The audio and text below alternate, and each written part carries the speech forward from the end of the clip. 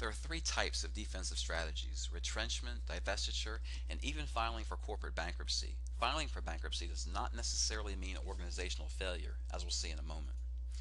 Now, defensive strategies, unlike most of the others we've examined in this course, are not predicated on leveraging your firm's competitive advantage.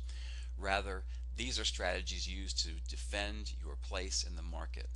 Now, these are most important under one of two different scenarios. The first scenario is when you find your competition has intensified greatly of late and you're trying to hold on to market share. The other scenario is when you find yourself in an industry where the main product is either mature or on the decline part of the product life cycle. For example, in the United States, most industry analysts say that cola sales in the United States are somewhere between mature and decline on that life cycle. And all industry experts would agree that traditional camera film is certainly on the decline in the United States.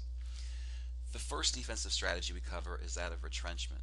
And retrenchment, simply stated, is trying to raise money to better position your firm going forward through cost and or asset reduction.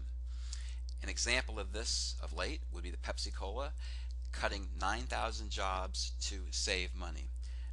Their intention is to take this cost savings and parlay it into an increase in marketing expenditures of $600 billion in the United States to better combat Coke, where Pepsi has been losing ground and market share over the last year.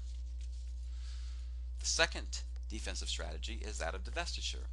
Divestiture is when you sell a whole division or other part of your organization that just doesn't seem to fit anymore with that which you're trying to do. Or maybe you deem that division or part of your organization to have growth that is just too slow for your tastes.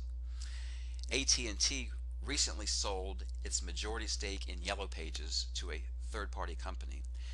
AT&T was hard hit by online services like Google and Yelp and looking for phone numbers.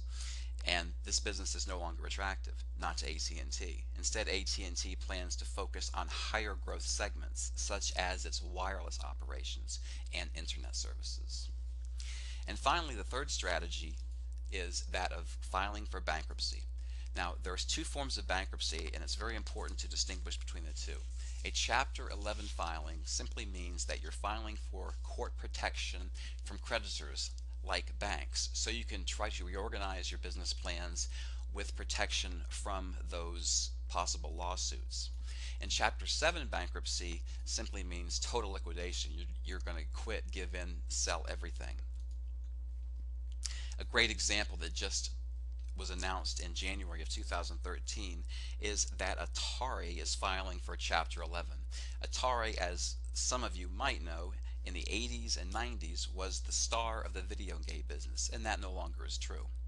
And you can see down here at the bottom, and I don't know what the resolution of your screen is, but the first step for Atari is to file for Chapter 11, trying to get a restructuring plan and protect itself from lawsuits from banks and other lien holders. If that doesn't work out, then, and as this article points out, they expect a Chapter 7 total liquidation within the next 3 to 6 months.